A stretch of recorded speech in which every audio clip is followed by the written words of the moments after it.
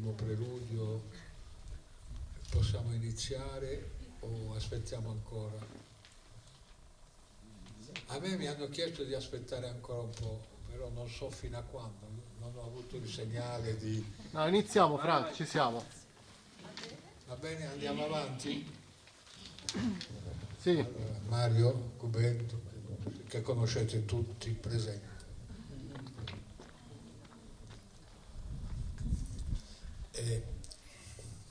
Solo due parole per spiegare un po' come è nato questo incontro. Il discorso sul viaggio nella poesia non poteva che portare alle origini della poesia moderna e quindi portare nel luogo e nei tempi in cui la poesia moderna è nata, cioè in Francia e a Parigi in particolare. Non mi soffermerò più di tanto su questo. Ci sono degli autori come Baudelaire, come Rimbaud, a cui diciamo la poesia del mondo, perché è di questo che si tratta, non ha potuto che fare riferimento, cioè la condizione moderna si è verificata là e con quella è stato necessario confrontarsi, cioè è inutile sfuggire da questo nodo fondamentale, credo, per l'arte moderna. Mi è venuto da pensare anche a tutto quello che è stato un altro settore del fare versi del mondo contemporaneo, la canzone, cioè ci sarebbe Bob Dylan senza Rimbaud? Non credo, cioè, credo che stasera in questa antologia che ci propongono Giselle e Frank vedremo come in qualche modo si può fare un percorso in cui si capisce che la poesia moderna è stata rappresentata, è stata tracciato un percorso e quindi è venuta l'idea, è stata fatta questa proposta. Frank e Giselle che sappiamo che si occupano, fanno letture frequenti oltre ad essere poeti entrambi, e quindi con grande piacere abbiamo chiesto a loro di essere presenti anche quest'anno e di proporci questa serata che penso che sia molto interessante. Ci saranno oltre a loro dei lettori dei testi in italiano che hanno partecipato a un laboratorio di lettura della poesia che è stato tenuto da Mariangela Gualtieri questa primavera, con grande interesse, con grande passione per chi ha partecipato e credo anche con ottimi frutti. Grazie e buonasera. Grazie Mario, grazie à Luca. Je vais continuer en français puisque j'ai un très bon interprète à mes côtés. Voilà, je voulais remercier le festival Caboudan des Sus Poetas de nous avoir invités cette année encore. Moi, j'ai eu le plaisir de venir en 2013 et chanter un récital qui était un récital à moitié en français et à moitié en occitan. Donc je salue la poésie sarde et tous les bilinguismes qui peuvent maintenant se pratiquer pour que toutes les voix puissent s'entendre. L'interprète va avoir du boulot. Infatti, spero che avete capito l'essenziale, perché non ho preso appunti, quindi dirò che Giselle, comincerò dalla fine. Giselle ha detto che è molto felice che le varie lingue si possano udire qui in questa sede e ha ricordato prima che nel 2013 era stata già invitata a fare un recital francese, in francese e in occitano, e già le due lingue erano in atto nello stesso tempo. Ha detto anche altre cose, spero che le avete intese, perché io non le ricordo più e non posso più tradurre. Dunque comincerò la seduta dicendo che cominciamo ovviamente con Baudelaire. Cominciamo con Baudelaire in quanto Baudelaire è il padre della poesia moderna di cui ha parlato Mario. Baudelaire è un po' nella poesia francese quello che Leopardi è nella poesia italiana, cioè insieme l'erede di tutta una tradizione e il fondatore di un futuro poetico non ancora nato prima di loro. Allora, di Baudelaire leggeremo un poema d'amore molto famoso che è L'Invitation au Voyage.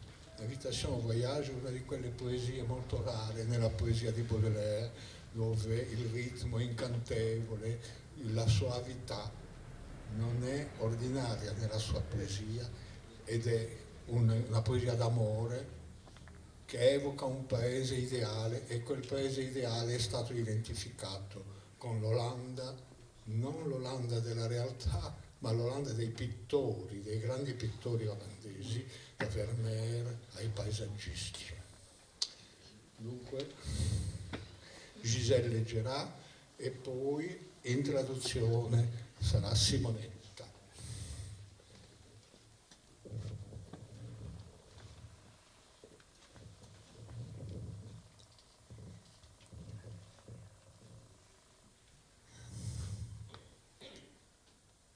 Mon enfant, ma sœur, songe à la douceur d'aller là-bas vivre ensemble. Aimer à loisir, aimer et mourir au pays qui te ressemble. Les soleils mouillés de ces ciels brouillés, pour mon esprit, ont les charmes si mystérieux de tes traîtres yeux brillant à travers leurs larmes. Là, tout n'est qu'ordre et beauté, luxe, calme et volupté. Des meubles luisants, polis par les ans, décoreraient notre chambre. Les plus rares fleurs, mêlant leurs odeurs aux vagues senteurs de l'ambre. Les riches plafonds, les miroirs profonds, la splendeur orientale, tout y parlerait à l'âme en secret, sa douce langue natale. Là, tout n'est qu'ordre et beauté, luxe, calme et volupté. Vois sur ces canaux dormir ces vaisseaux dont l'humeur est vagabonde. C'est pour assouvir ton moindre désir qu'ils viennent du bout du monde. Les soleils couchants revêtent les champs, les canaux, la ville entière, d'hyacinthe et d'or. Le monde s'endort dans une chaude lumière. Là, tout n'est qu'ordre et beauté, luxe, calme et volupté.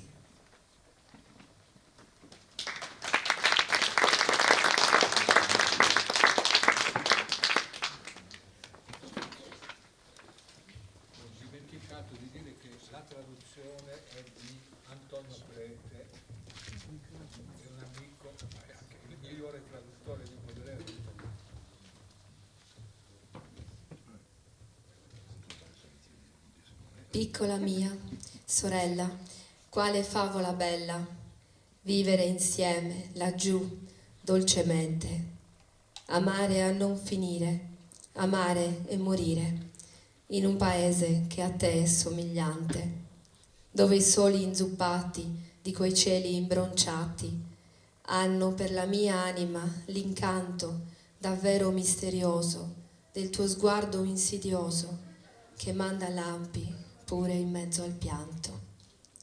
Tutto laggiù è ordine e beltà, tutto è lusso, quiete e voluttà. Là mobili splendenti che il tempo fa lucenti saranno arredo della nostra stanza. e i più rari fiori che mischiano gli odori con l'ambra tenue, con la sua fragranza, i soffitti sontuosi, gli specchi luminosi. Tutto avrà uno splendore orientale e all'anima in segreto sussurrerà discreto in una dolce lingua sua natale. Tutto laggiù è ordine e beltà, tutto è lusso, quiete e voluttà. Guarda su quei canali come dormon le navi, avvolte nell'umore vagabondo. Per i tuoi desideri giungono qui i velieri, lasciando porti ai confini del mondo. E del tramonto i raggi vestono i paesaggi, con i canali e la città intera. D'oro e giacinto il mondo in un sonno sprofonda, chiuso nel caldo lume della sera. Tutto laggiù è ordine e beltà, tutto è lusso, quiete e voluttà.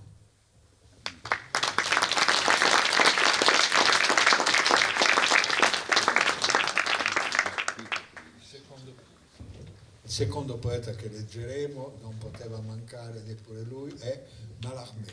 Mallarmé, che è il padre della poesia più ambiziosa, dell'ambizione massima che abbia avuto la poesia. Allora, il sonetto che leggeremo è un sonetto degli ultimi anni in cui la navigazione di Vasco da Gama è pretesto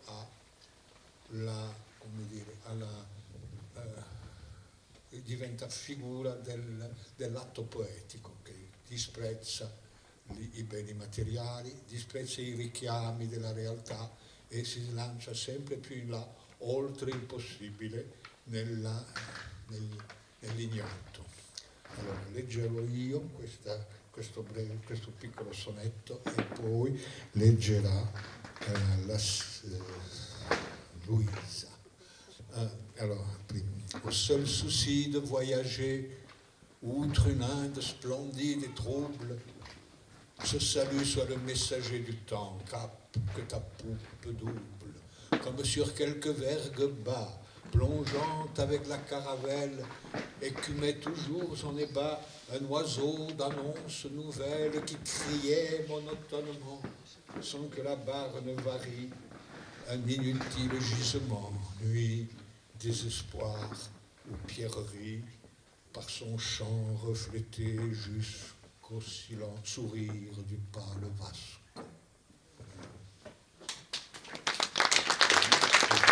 La traduzione è di Massimo Grillanti.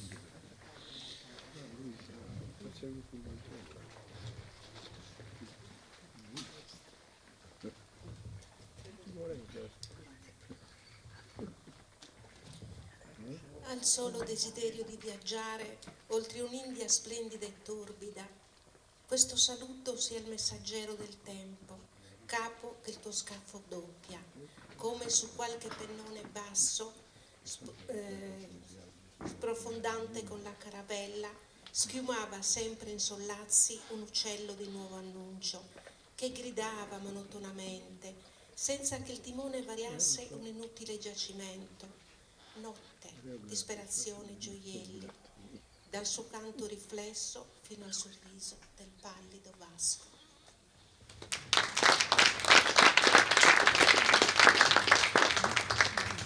Arriviamo così a Rimbaud, au bateau ivre, che è il poema più famoso, universalmente famoso di Rimbaud, per ragioni un po' strane, perché in fondo non è il poema più compiuto di Rimbaud. Rimbaud raggiungerà la sua maturità all'età di 20 anni, quando scriverà le Illuminazioni. Il bateau ivre l'ha scritto quando aveva 17 anni. È un poema adolescente, scritto da un adolescente, però da un adolescente eccezionale. È scritto, cioè è un poema, diciamo che è un capolavoro, sì, però un capolavoro direi quasi abborracciato, cioè scritto di getto, senza ripensamenti, in un metro convenzionale, tradizionale, la cortina rimata normalmente, però gremito di immagini fantastiche, mai viste, mai udite, mai figurate nella poesia, ed è dopo la lettura che faremo insieme, io e Giselle, la traduzione sarà fatta da Mario e sarà la traduzione di Arnaud Guerne, che è un traduttore che non conosciamo, ci siamo informati per sapere chi fosse, se era raggiungibile, non lo era. Cioè, tutto questo è molto rimbaldiano.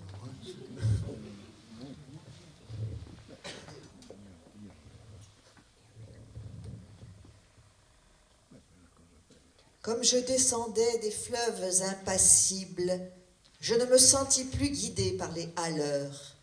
Des peaux rouges criards les avaient pris pour cible, les ayant cloués nus aux poteaux de couleur. J'étais insoucieux de tous les équipages, porteurs de blé flamand ou de cotons anglais. Quand avec mes haleurs on finit ces tapages, les fleuves m'ont laissé descendre où je voulais. Dans les clapotements furieux des marées, moi, l'autre hiver plus sourd que les cerveaux d'enfants, je courus, et les péninsules démarrées n'ont pas subi tohu-bohu plus triomphant. La tempête a béni mes éveils maritimes. Plus léger qu'un bouchon, j'ai dansé sur les flots qu'on appelle rouleurs éternels de victimes. 10 nuits, sans regretter l'œil niais des falots. Plus douce qu'aux enfants, la chair des pommes sûres, l'eau verte pénétra ma coque de sapin, et des taches de vin bleu et des vomissures me lava, dispersant gouvernail et grappin. Et dès lors, je me suis baignée dans le poème de la mer, infusé d'astres et lactescents, dévorant les azurs verts où flottaison blême et ravie, un noyer pensif parfois descend. Ou, teignant tout à coup les bleuités, délire et rythme lent sous les rutilements du jour, plus forte que l'alcool, plus vaste que nos lyres, fermentent les rousseurs amères de l'amour. Je sais les cieux crevant en éclairs, et les trombes, et les ressacs, et les courants. Je sais le soir, l'aube exaltée, ainsi qu'un peuple de colombes, et j'ai vu quelquefois ce que l'homme a cru voir. J'ai vu le soleil bas, taché d'horreurs mystiques, illuminant de longs figements violets, pareils à des acteurs de drames très antiques, les flots roulant au loin leurs frissons de volée. J'ai rêvé la nuit verte aux neiges éblouies, baiser montant aux yeux des mers avec lenteur, la circulation des sèves inouïes et l'éveil jaune et bleu des phosphores chanteurs. J'ai suivi des mois pleins pareils aux vacheries hystériques que la houle à l'assaut des récifs, sans songer que les pieds lumineux des maris pussent forcer le mufle aux océans poussifs. J'ai heurté, savez-vous, d'incroyables Florides, mêlant aux fleurs des yeux de panthères à peau d'homme, des arcs-en-ciel tendus comme des brides, sous l'horizon des mers, à de glauques troupeaux. J'ai vu fermenter les marais énormes, nasses ou pourris dans les joncs tout un léviathan, des écroulements d'eau au milieu des bonasses et les lointains vers les gouffres cataractants. Glacier, soleil d'argent, flots nacreux, cieux de braise, échouages hideux au fond des golfes bruns, où les serpents géants dévorés de punaises choient des arbres tordus avec de noirs parfums. J'aurais voulu montrer aux enfants ces dorades de flots bleus, Ces poissons d'or, ces poissons chantants, des écumes de fleurs ont bercé mes dérades, et d'ineffables vents montaient-les par instants. Parfois martyrs lassés d'épaules et des zones. La mer dont le sanglot faisait mon roulis doux montait vers moi ses fleurs d'ombre aux ventouses jaunes, et je restais ainsi qu'une femme à genoux. Presqu'île, ballottant sur mes bords les querelles et les fientes d'oiseaux clabaudeurs aux yeux blonds, et je voguais lorsqu'à travers mes liens frêles des noyés descendaient dormir à reculons. Or moi, bateau perdu sous les cheveux des anses, jeté par l'ouragan dans l'éther sans oiseaux, moi, dont les monitors et les voiliers des anses n'auraient pas repêché la carcasse ivre d'eau, libre, fumant, monté de brume violette, moi qui trouais le ciel rougeoyant comme un mur qui porte confiture exquise aux bons poètes, des lichens de soleil et des morves d'azur. Qui courait, tachées de lunules électriques, planches folles, escortées des hippocampes noirs, quand les juillets faisaient crouler à coups de trique les cieux ultramarins aux ardents entonnoirs, moi qui tremblais, sentant geindre à 50 lieues le rude des béhémoths et des maelstroms épais, fileurs éternels des immobilités bleues, je regrette l'Europe aux anciens parapets. J'ai vu des archipels sidéraux et des îles dont les cieux délirants sont ouverts aux vogueurs. Est-ce en ces nuits sans fond que tu dors et t'exiles, millions d'oiseaux d'or aux futures vigueurs? Mais vrai, j'ai trop pleuré, les aubes sont navrantes, toute lune est atroce et tout soleil amer, l'âcre amour m'a gonflé de torpeurs enivrantes. Oh, que ma quille éclate, oh, que j'aille à la mer. Si je désire une eau d'Europe, c'est la flash noire et froide, où vers le crépuscule embaumé, un enfant, accroupi, plein de tristesse, lâche un bateau frêle comme un papillon de mai. Je ne puis plus baigner de vos longueurs, ô lames, enlever leur sillage aux porteurs de coton, ni traverser l'orgueil des drapeaux et des flammes, ni nager sous les yeux horribles des pontons.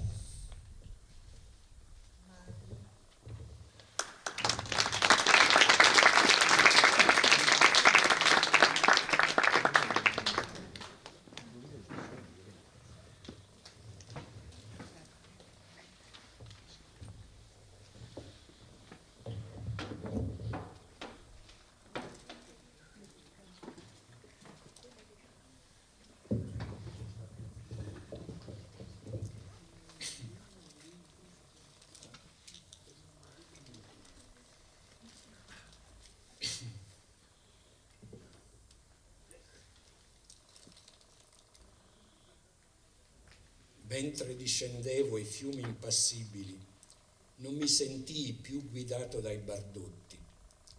Pellirossa urlanti li avevano bersagliati, inchiodandoli nudi ai pali variopinti. Ero indifferente a tutto l'equipaggio. Portavo grano fiammingo o cotone inglese. Quando coi miei bardotti finirono i clamori, mi lasciarono libero di discendere i fiumi. Nello sciabordio furioso delle maree, io l'inverno scorso, più sordo del cervello d'un bambino, correvo. Le penisole andate non subirono mai sconquassi più trionfanti. La tempesta ha benedetto i miei marittimi risvegli, più leggero di un sughero danzato sui flutti, che si dicono eterni avvolgitori di vittime, 10 notti, senza rimpiangere l'occhio insulso dei fari. Più dolce che per il bimbo la polpa di mele acerbe, l'acqua verde filtrò nel mio scafo d'abete e dalle macchie di vini azzurri e di vomito mi lavò, disperdendo l'ancora e il timone. E da allora mi sono immerso nel poema del mare, intriso d'astri e lattescente, divorando gli azzurri verdi, dove relitto pallido e rapito un pensoso annegato a volte discende, dove, tingendo a un tratto le azzurrità, deliri e ritmi lenti sotto il giorno rutilante, più forti dell'alcol, più vasti delle nostre lire, fermentano gli amari rossori dell'amore. Conosco cieli che esplodono in lampi, e le trombe, le risacche, le correnti. Conosco la sera, l'alba che si esalta come uno stormo di colombe. E a volte ho visto ciò che l'uomo ha creduto di vedere. Ho visto il sole basso, macchiato di mistici orrori, illuminare lunghi coaguli viola, simili ad attori di antichissimi drammi, i flutti che lontano rotolavano in fremiti di persiane. Ho sognato la verde notte dalle nevi abbagliate, bacio che lentamente sale agli occhi dei mari, la circolazione delle linfe inaudite e il risveglio giallo e blu dei fosfori canori.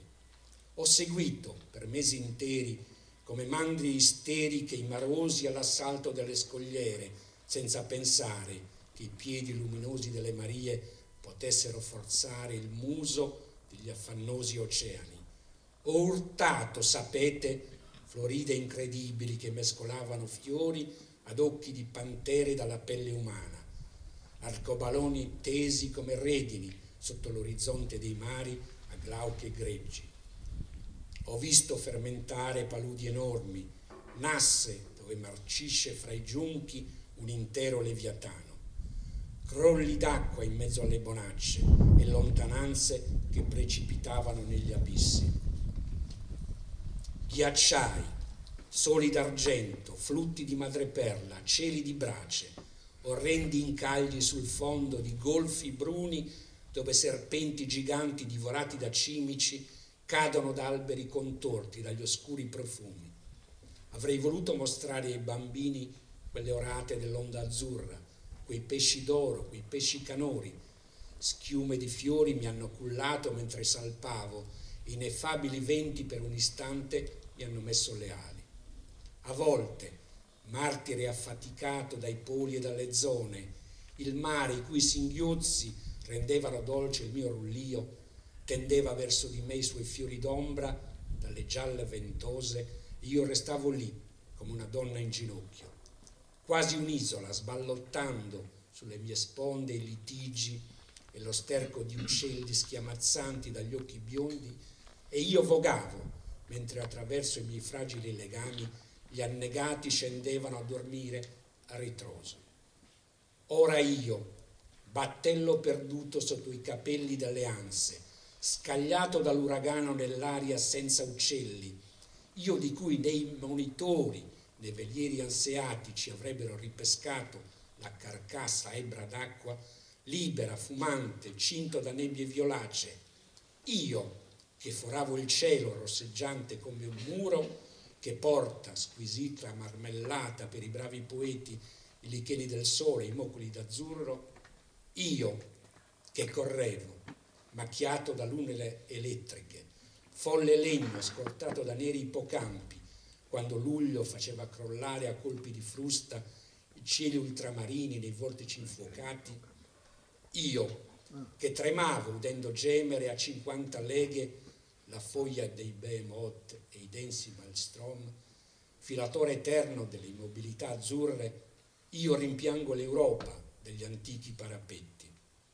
Ho visto arcipelaghi siderali e isole i cui cieli deliranti sono aperti al vogatore. E in queste notti senza fondo che tu dormi e tesili, stuolo di uccelli d'oro, o futuro vigore, ma davvero ho pianto troppo. Le albe sono strazianti, ogni luna è atroce ed ogni sole è amaro. L'acre amore mi ha gonfiato di torpori inebrianti. Oh, che la mia chiglia esploda, oh, che io vada verso il mare. Se io desidero un'acqua d'Europa, è la pozzanghera nera e fredda in cui nel crepuscolo profumato un bambino inginocchiato e colmo di tristezza lascia un battello leggero come una farfalla di maggio. Io non posso più, onde, bagnato dai vostri languori, togliere la scia ai portatori di cotone, difendere l'orgoglio di bandiere e fiamme, né nuotare sotto gli occhi orribili dei pontoni.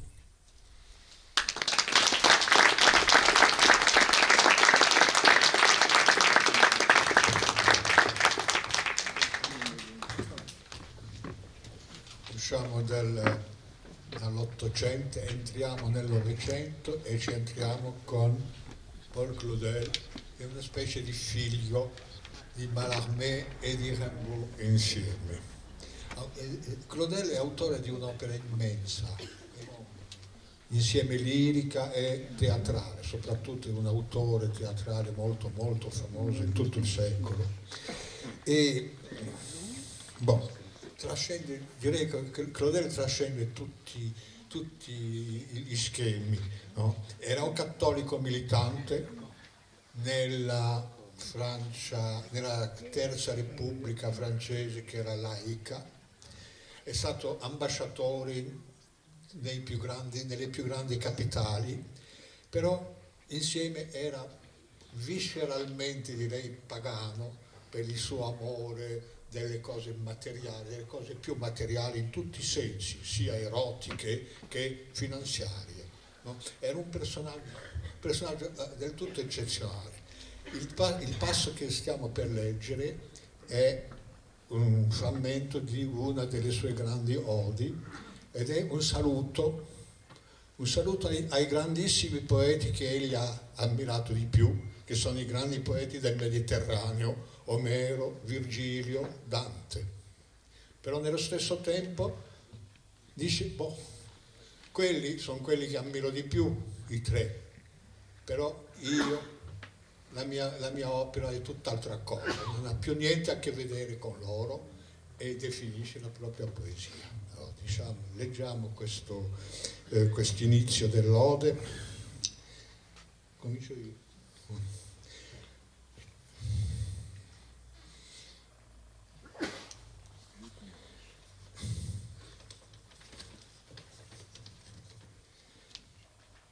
Ainsi subitement, du milieu de la nuit que mon poème de tous côtés frappe comme l'éclat de la foudre trifourchue. Et nul ne peut prévoir où soudain elle fera fumer le soleil, chaîne ou mât de navire, ou l'humble cheminée, liquéfiant le pot comme un astre. Ô mon âme impatiente, nous n'établirons aucun chantier, nous ne pousserons, nous ne roulerons aucune trirème jusqu'à une grande Méditerranée de vers horizontaux, pleine d'îles praticables aux marchands, entourée par les ports de tous les peuples. Nous avons une affaire plus laborieuse à concerter que ton retour, patiente Ulysse.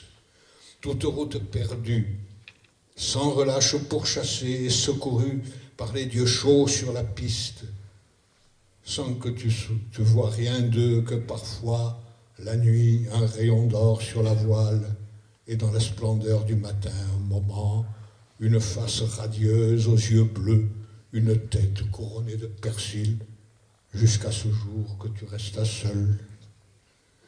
Quel combat soutenait la mer et l'enfant dans l'Ithaque là-bas, cependant que tu reprisais ton vêtement, cependant que tu interrogeais les ombres, jusque la longue barque phéacienne te ramena, accablé d'un sommeil profond. Et toi aussi, bien que ce soit ta mère, il me faut enfin délaisser les bords de ton poème, ô aîné, entre les deux mondes, l'étendue de ces eaux pontificales. Quel calme s'est fait dans le milieu des siècles, cependant qu'en arrière la patrie de Didon brûle fabuleusement.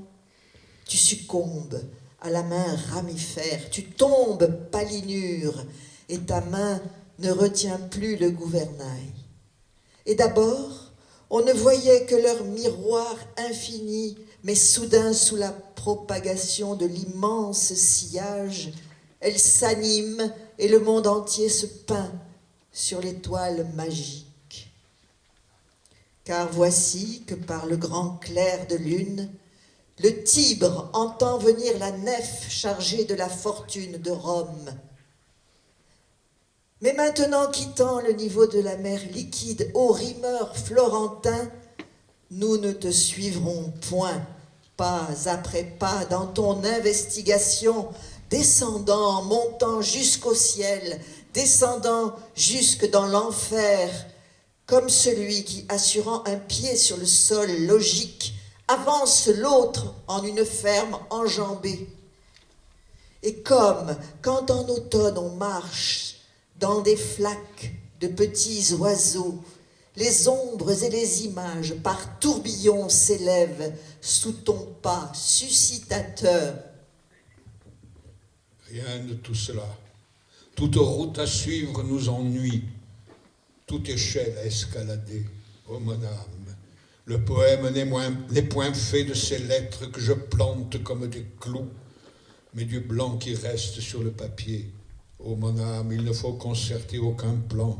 Oh mon âme sauvage, il faut nous tenir libres et prêts, comme les immenses bandes fragiles d'hirondelles quand sans voix retentit l'appel automnal. Oh mon âme impatiente, pareille à l'aigle sans art, comment ferions-nous pour ajuster aucun vers à l'aigle qui ne sait pas faire son nid même? Que mon vers ne soit rien d'esclave, mais tel que l'aigle marin qui s'est jeté sur un grand poisson, et l'on ne voit rien qu'un éclatant tourbillon d'ailes et l'éclaboussement de l'écume. Mais vous ne m'abandonnerez pas, ô muse modératrice. Legge in traduzione.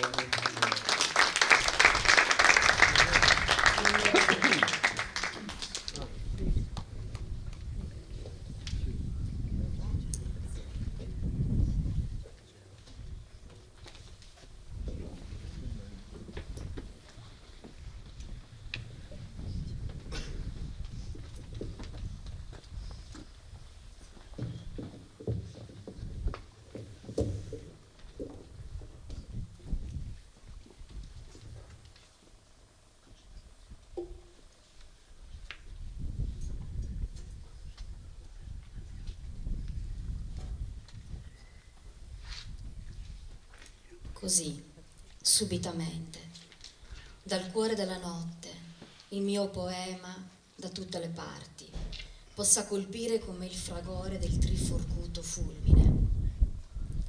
E nessuno può prevedere dove ad un tratto farà divampare il sole, o la quercia, o l'albero della nave, o l'umile caminetto, facendo la pentola liquida come un astro.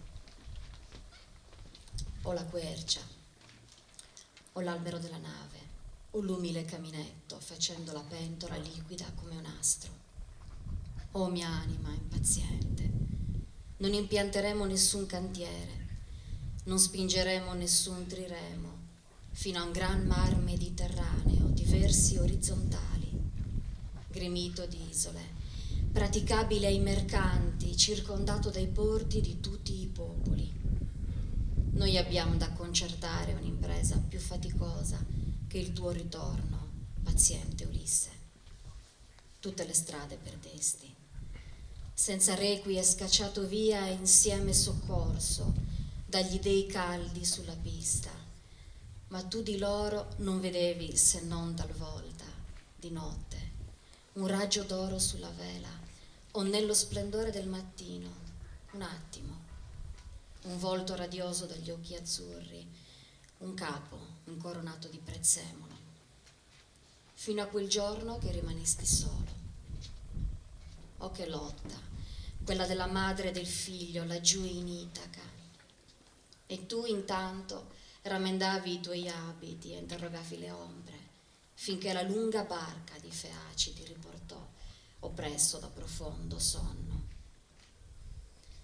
E tu, poi, benché sia cosa amara, mi è forza abbandonare perfino le sponde del tuo poema, o Enea. Tra i due mondi la plaga delle sue acque pontificali. La calma si è fatta nel cuore dei secoli, mentre dietro di noi, favolosamente incendiati, ardono la patria ed Idone. Tu soccombi alla mano ramifera, tu cadi, Palinuro, e la tua mano non regge più il timone. E prima non si vedeva altro che il loro specchio infinito, ma bruscamente, sotto la propagazione dell'enorme scia, essi si animano e tutto il mondo si dipinge sulla stoffa magica. Poiché nell'immenso plenilunio il Tevere ode l'arrivo della nave carica della fortuna di Roma. Ora però, lasciando il livello del mare liquido, o rimatore fiorentino, non seguiremo neppure te, passo dopo passo, nella tua investigazione, tu che scendi e sali fino al cielo, e scendi fino all'inferno, come colui che col piede sicuro, posato sul suolo logico, porta avanti l'altro piede in un passo deciso. È come quando d'autunno uno pesta e suscita immense pozze di uccellini. Le ombre e le immagini a vortici si innalzano sotto il tuo passo suscitatore. No, questo per noi no. Le strade da seguire ci annoiano e le scale dove arrampicarsi. Oh anima mia, il mio poema non è fatto con quelle lettere che pianto come chiodi, ma col bianco che rimane sulla carta. Oh anima mia, non c'è da elaborare nessun piano. Oh anima mia selvaggia, dobbiamo stare liberi e pronti, come gli immensi fragili stormi di rondini, quando senza voce suona l'avvento dell'autunno. Oh mia anima impaziente, simile all'aquila senza arte, come faremmo noi a elaborare un verso all'aquila che non sa neppure fare il proprio nido? Il mio verso non sia niente di schiavo, ma come l'aquila del mare che si avventa su un pesce e non si vede altro che uno splendente vortice di ali e di schiume. Ma voi non mi abbandonerete, o muse moderatrici.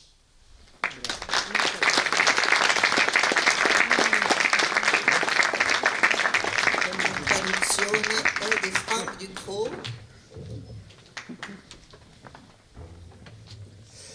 Arriviamo così ad Apollinaire.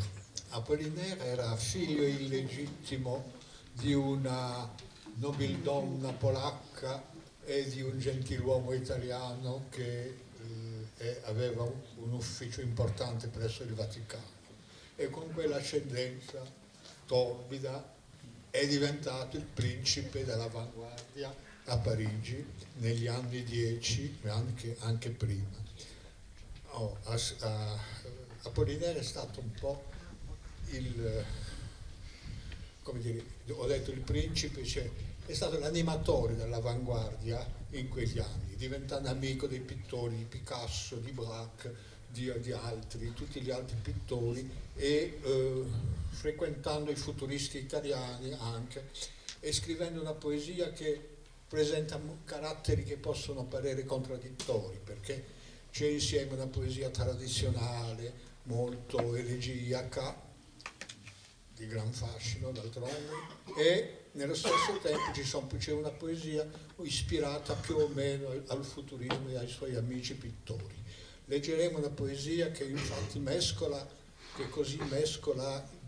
almeno due registri, il registro della tradizione e poi il registro più o meno spezzato dell'ispirazione futurista. Legge Giselle. La traduzione sarà letta da Simone ed è una traduzione di Vittorio Sereni, poeta italiano importante del XX secolo.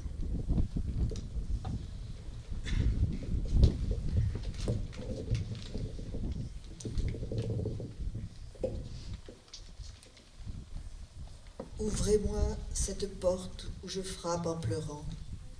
La vie est variable aussi bien que le rythme.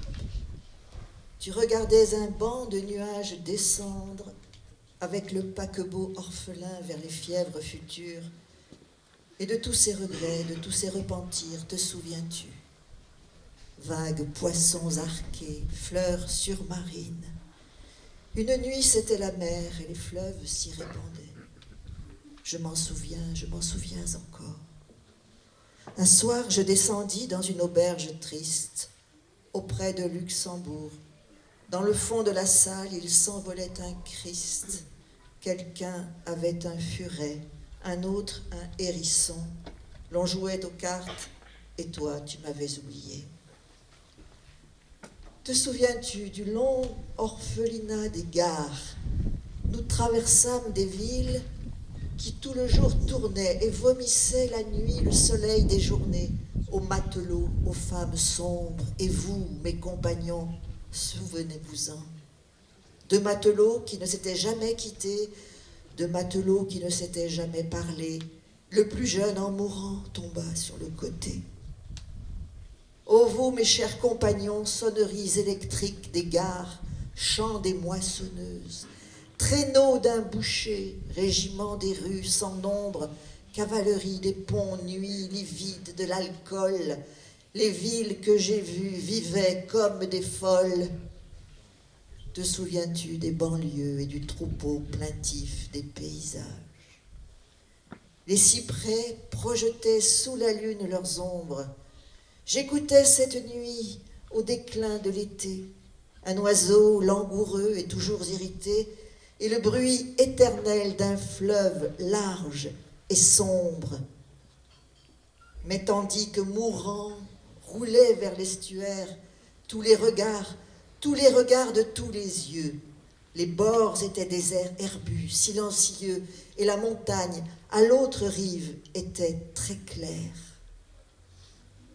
Alors, sans bruit, sans qu'on pût voir rien de vivant, contre le mont passèrent des ombres vivaces de profil, où soudain, tournant leurs vagues faces et tenant l'ombre de leurs lances en avant, des ombres contre le mont perpendiculaire grandissaient ou parfois s'abaissaient brusquement. Et ces ombres barbues pleuraient humainement en glissant pas à pas sur la montagne claire. Qui donc reconnais-tu sur ces vieilles photographies? Te souviens-tu du jour où une abeille tomba dans le feu? C'était, tu t'en souviens, à la fin de l'été. Deux matelots qui ne s'étaient jamais quittés. L'aîné portait au cou une chaîne de fer. Le plus jeune mettait ses cheveux blonds en tresse. Ouvrez-moi cette porte où je frappe en pleurant. La vie est variable aussi bien que le rythme.